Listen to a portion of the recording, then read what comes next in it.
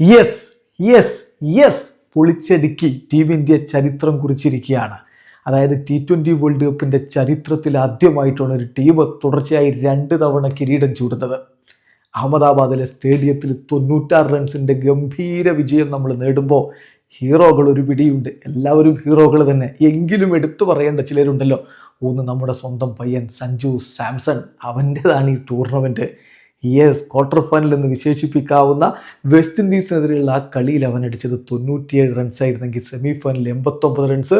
ഇതാ ഫൈനലിൽ വീണ്ടും ഒരിക്കൽ കൂടി 89 റൺസിൻ്റെ ഗംഭീര ഇന്നിങ്സ് അങ്ങ് കളിച്ച് ICC T20 വേൾഡ് കപ്പിൻ്റെ ചരിത്രത്തിൽ ഫൈനലിൽ ഏറ്റവും അധികം റൺസ് അടിക്കുന്ന താരമെന്ന റെക്കോർഡ് അവൻ സ്വന്തമാക്കി.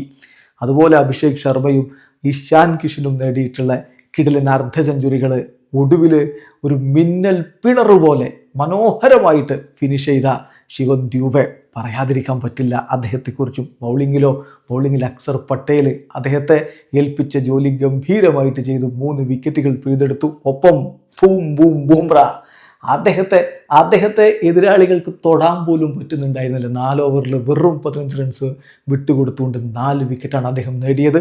അങ്ങനെ നമ്മുടെ ചുണക്കുട്ടികൾ ഇതാ ലോകത്തിൻ്റെ നെറുകയിലേക്ക് ഒരിക്കൽ കൂടി എത്തിയിരിക്കുന്നു. ഇത് ഇന്ത്യൻ ക്രിക്കറ്റിൻ്റെ ആഘോഷരാവ്.